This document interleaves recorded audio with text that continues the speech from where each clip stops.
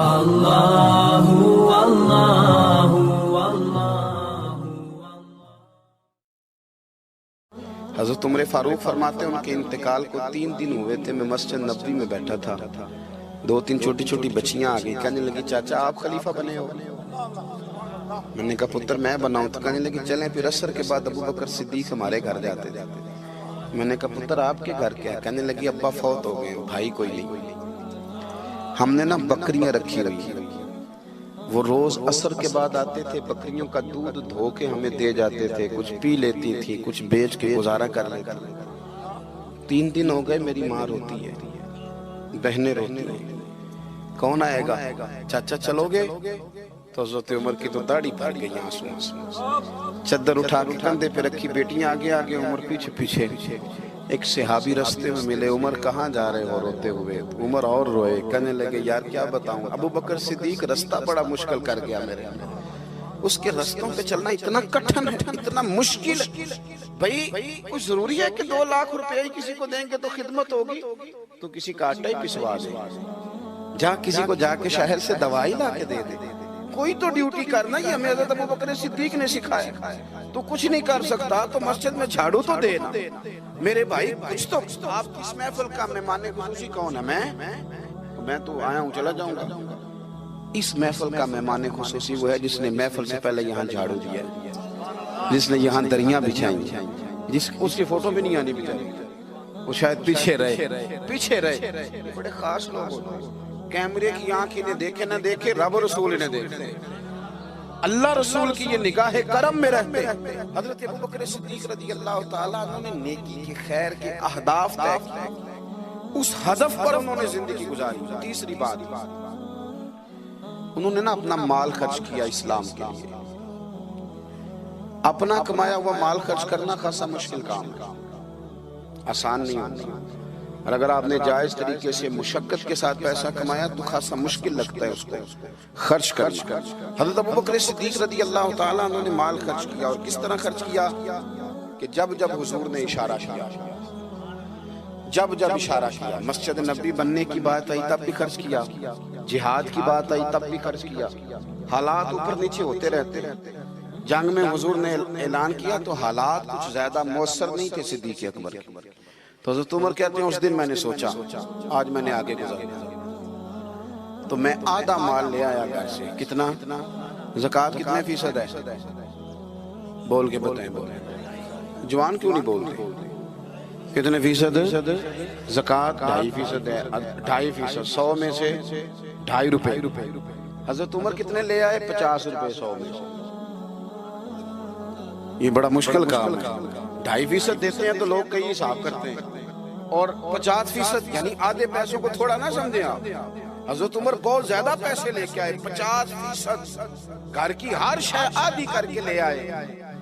और आप फरमाते मेरे हालात बड़े अच्छे थे उन दिनों, और अबू बकर सिद्दीक के मामलात का मुझे पता था। तो मेरे दिल में ख्याल आया कि आज ना मैंने अबू बकर से आगे गुजर जाना।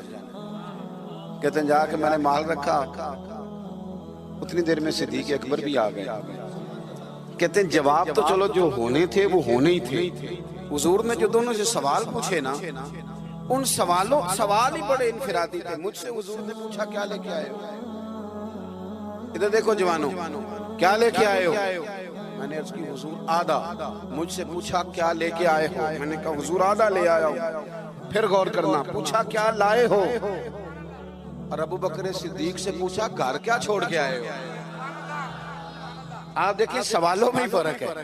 मुझसे पूछा जा रहा है क्या लाए हो, और उनसे पूछा क्या, और उनका जवाब भी बड़ा अनोखा है। इस सवाल का जवाब तो हुजूर कुछ नहीं छोड़ा, सारा लेके आया। जवाब ये था, आप सवाल पूछते हैं ना कि खत्म हो गया खाना, तो कहते नहीं खत्म हो। हजरत सिद्दीक अकबर से पूछा क्या लाए हो, क्या छोड़ के आए हो? उन्हें कहना चाहिए था कुछ भी नहीं।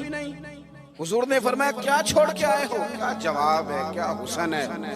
गोया वो कह रहे हैं कि हमको लवारस तो नहीं ना भाई, क्या छोड़ के आए हो? तो अर्ज करने लगे हुजूर घर भरा हुआ है, अल्लाह भी छोड़ आया हूँ, अल्लाह का रसूल भी छोड़ आया हूँ। रब रसूल का नाम है ना मेरे घर में।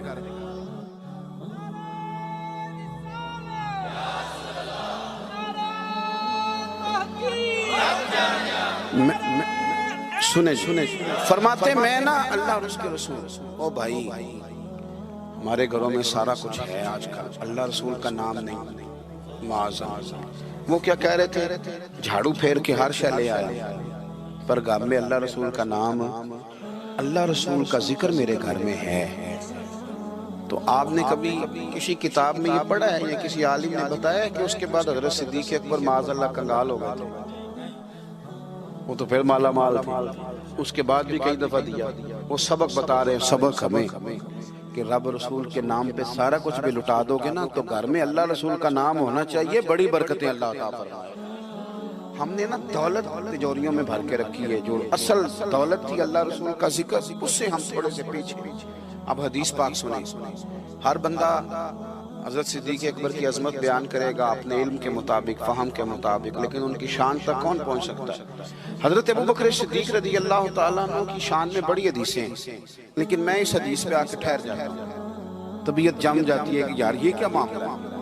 नबी पाक अलैहिस्सलाम ने फरमाया, लोगों मेरे पास जिसके भी पैसे आए हैं ना, मैंने अमानत समझ के खर्च किए, लेकिन जब अबू बकर सिद्दीक़ के पैसे आए मैंने अपने समझ के खर्च किए, अपने समझ, फिक्र कोई नहीं, जहां मर्जी लगा, अपने समझ के खर्चे।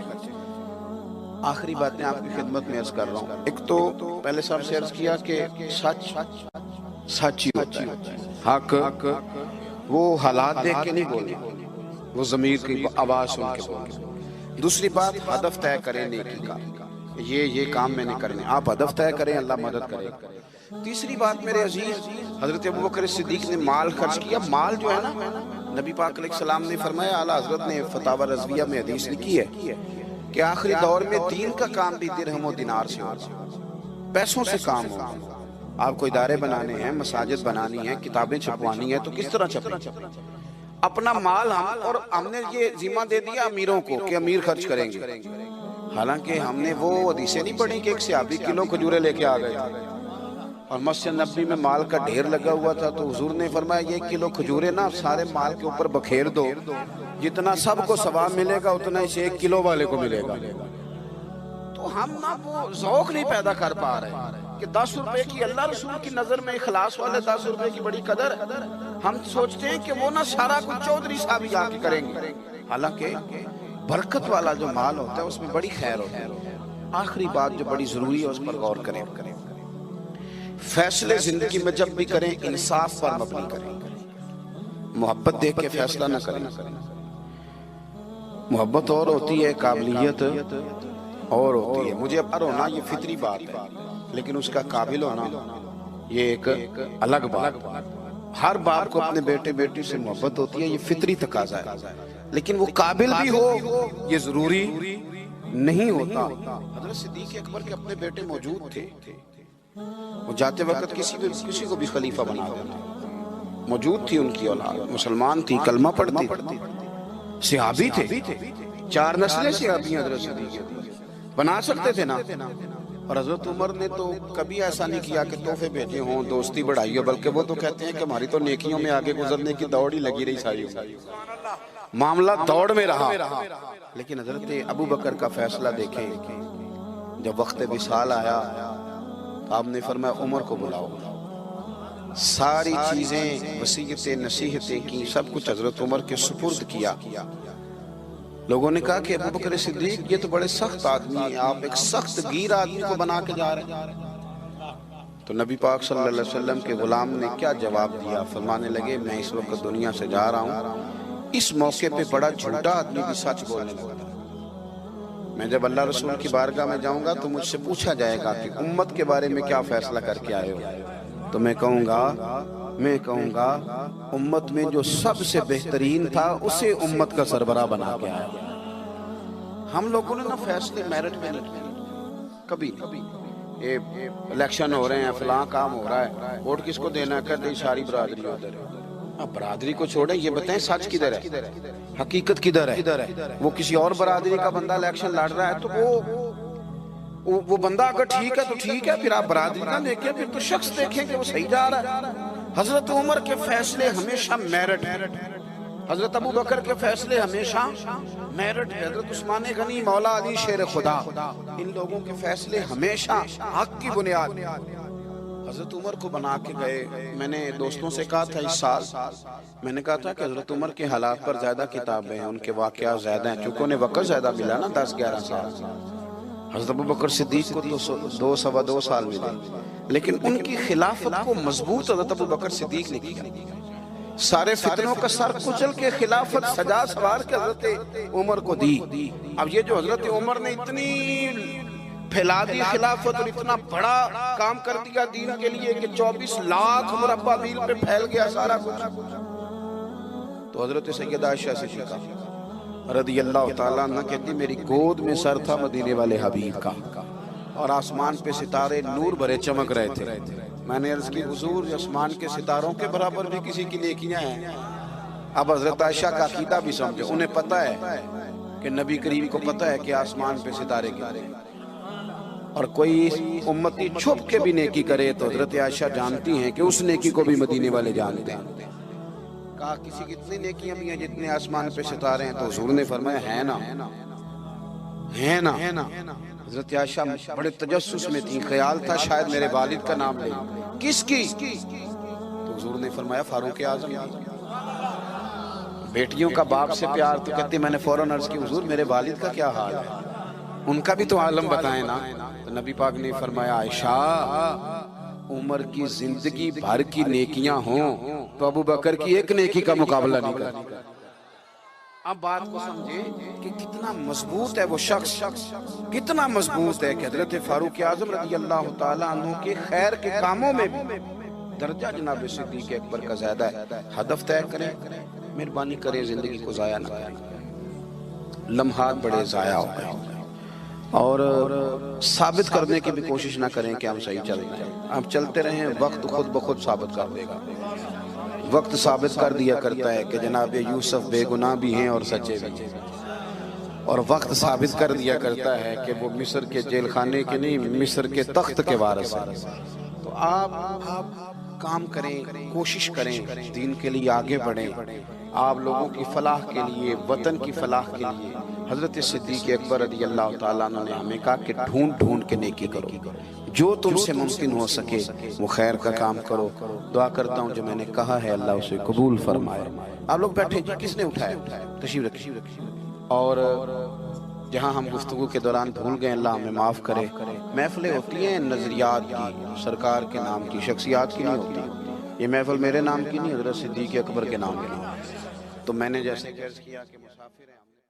और अगर आपने अभी तक हमारा चैनल सब्सक्राइब नहीं किया तो फौरन सब्सक्राइब कीजिए, साथ ही बेल आइकॉन पर क्लिक करें ताकि मजीद आने वाली वीडियो है वो आपको वक्त पर मिलती रहें। अल्लाह हाफिज।